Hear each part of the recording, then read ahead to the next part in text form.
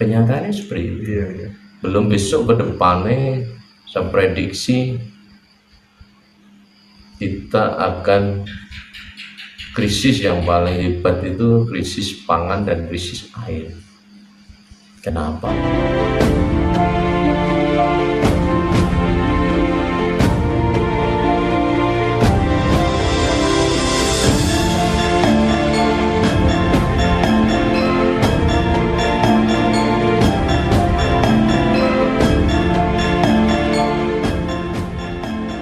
Konteks-konteks yang paling mudah diingatkan kepada masyarakat, kalau saya mengingatkan gini, seharusnya kalau masyarakat atau bangsa Indonesia atau bahkan masyarakat dunia mau belajar spiritual ini kan sebenarnya tidak mengganggu agama karena spiritualnya mengacu pada kesadaran diri. Misalnya jangan pakai ritual yang meyakini dalam konteks teologi Islam yang tetap menjalankan Islam tapi dengan kualitas spiritual yang lebih murni. Jadi Islam yang akan dijalankan ya Islam yang kafah atau Islam murni. Misalnya jenengan kejawen sama.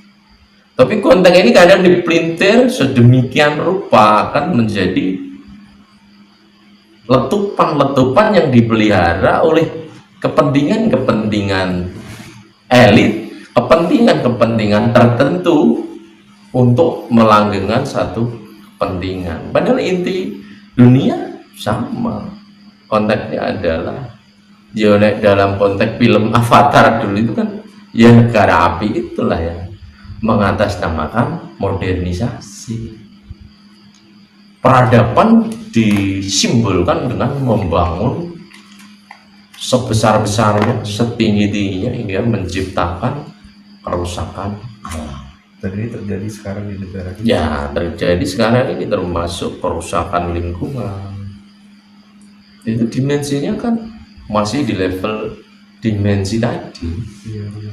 Masuk di dimensi 2 alam kematian, karena setan untuk memasuki dimensi puncak terakhir ini gagal, masih terikat oleh satu keinginan, mimpi-mimpi. Misalnya jenengan, wah aku pengen jadi presiden, padahal presiden itu egonya jenengan, bukan akan diaplikasikan asma Tuhan maha besar.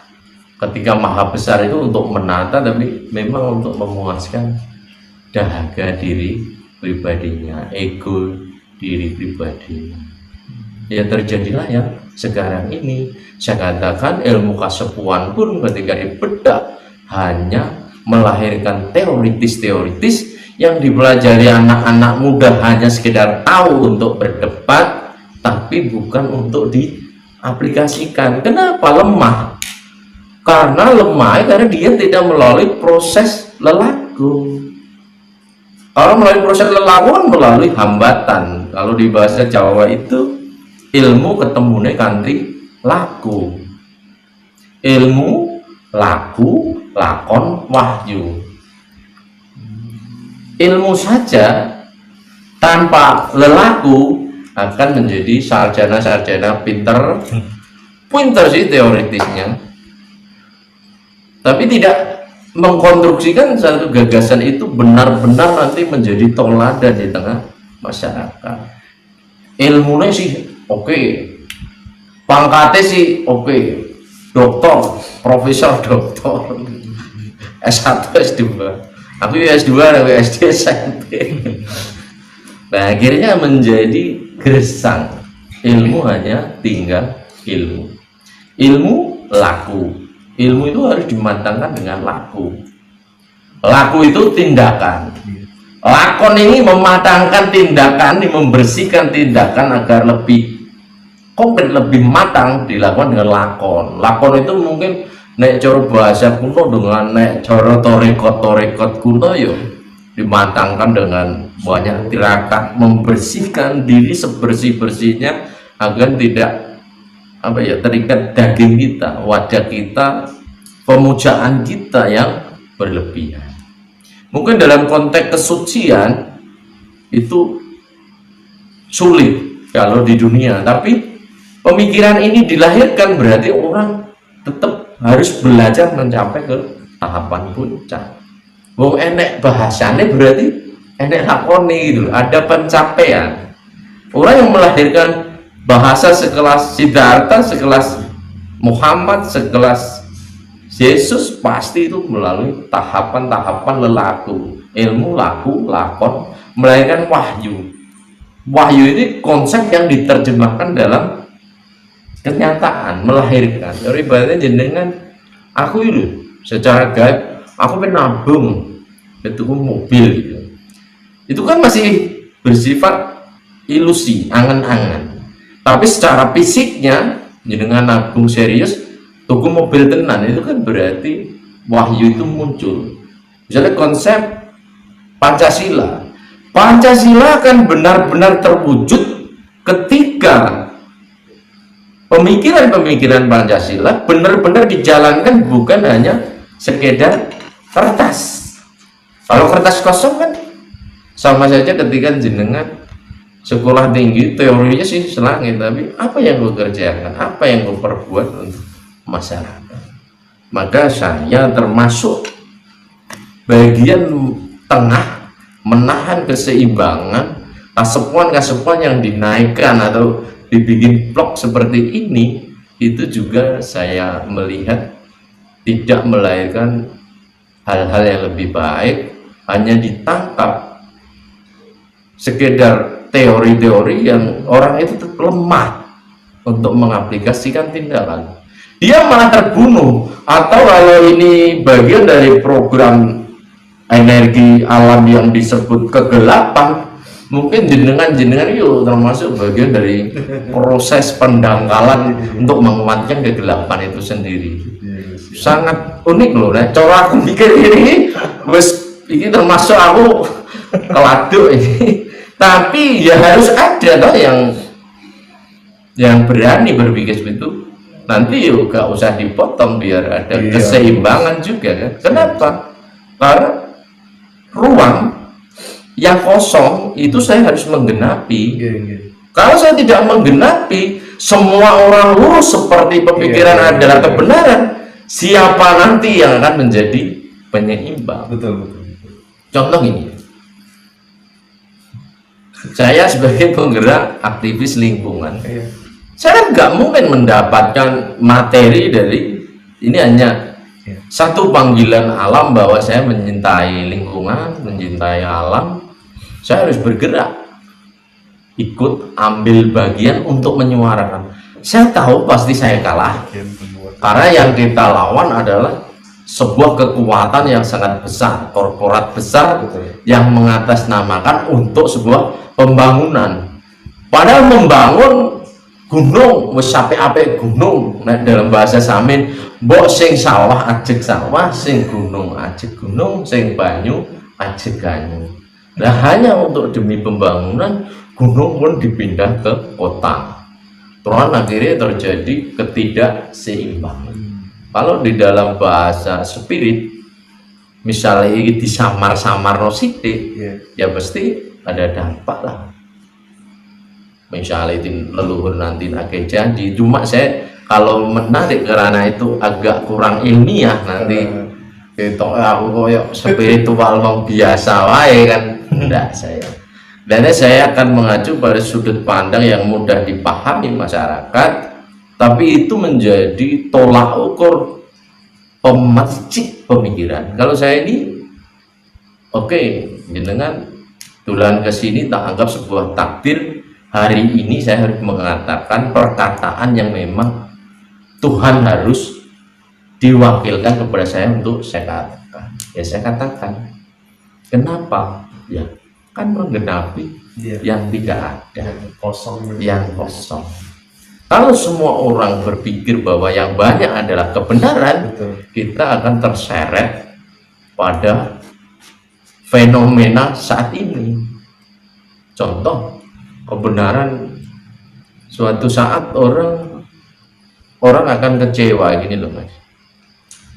Kita hidup dengan alam, Kita hidup di alam, kita dicari makan, apapun disediakan alam, tapi kadang alam diambil semena-mena tanpa menggunakan perhitungan, hanya karena ego sekelompok. Saya katakan sekelompok karena apapun nanti sekelompok itu yang mengambil keuntungan, mengatasnamakan negara, mengatasnamakan masyarakat, ternyata akan berimbas balik menghantam masyarakat itu sendiri. Contoh misalnya kita kalau melihat yang terjadi di masyarakat, misalnya pengrusakan hutan, kenapa terjadi banjir, kenapa terjadi kekeringan, itu kan efek dampak dari sekelompok orang yang memaksakan diri atas nama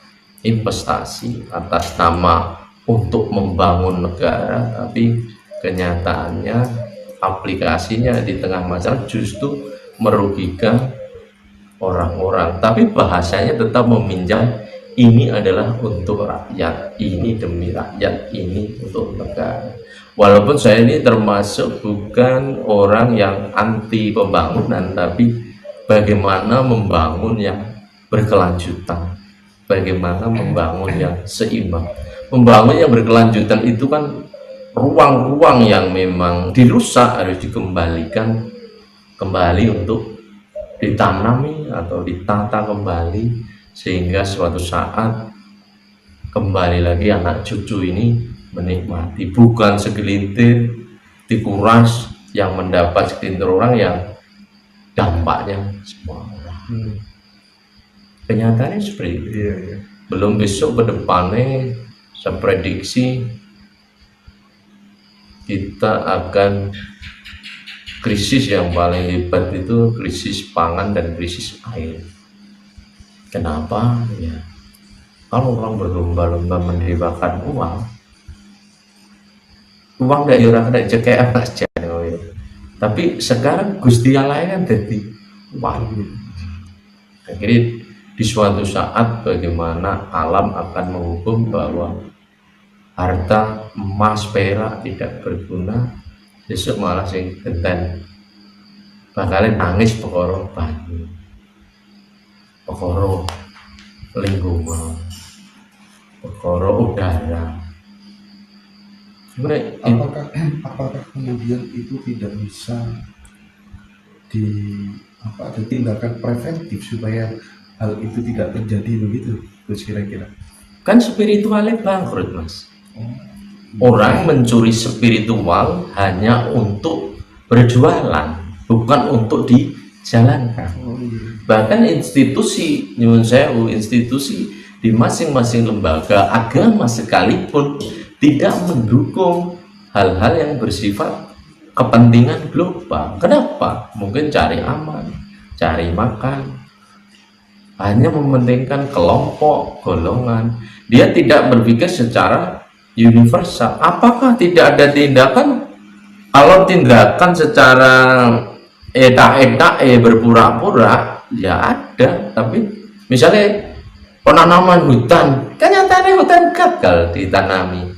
Bukan malah hutannya tambah hijau, soalnya kan malah soyo habis loh. Jadi ini kan program penanaman hutan sering digembor-gemborkan penghijauan, tapi kenyataannya kan gagal. Kalau menurut pandangan saya, kalau ini didengarkan, mungkin banyak juga nanti yang mendengar, atau mungkin bagian dari tugas saya kan pematik, Mas. Pematik itu membakar. Dari percikan ini mungkin jadi inspirasi, penggerak, baik yang bergerak di spiritual, baik yang bergerak di politik, baik yang bergerak di seni, budaya, pendidikan, institusi apapun, tergerak untuk merubah cara pandang bagaimana membangun yang berkesinambungan, membangun yang ramah lingkungan. Inti dasar pemikiran itu kan sederhana sebenarnya. Membangun itu iso kan dapat materinya adem ayem, lingkungannya gak rusak, masyarakatnya rukun, coro enek pangan rezeki yo dipangan bareng-bareng. Dunia ini kan ogak kok dipek sing kaya makin kaya, sing miskin tambah miskin, mengatasnamakan kemiskinan, memperkaya sing kaya semakin kaya. Neng DE selalu berbicara ini semua untuk rakyat. Berani nggak orang-orang spiritual bahwa lompatan berpikir spiritual itu berani mengungkapkan yang hak adalah hak, yang batil adalah batil. Walaupun pada titik koma loh mas, titik koma kalau manusia yang masih berbadan wadah nggak suci, tapi kan dalam etika filsafatnya wong Jawa ngono yo ngono neng ojo ngono.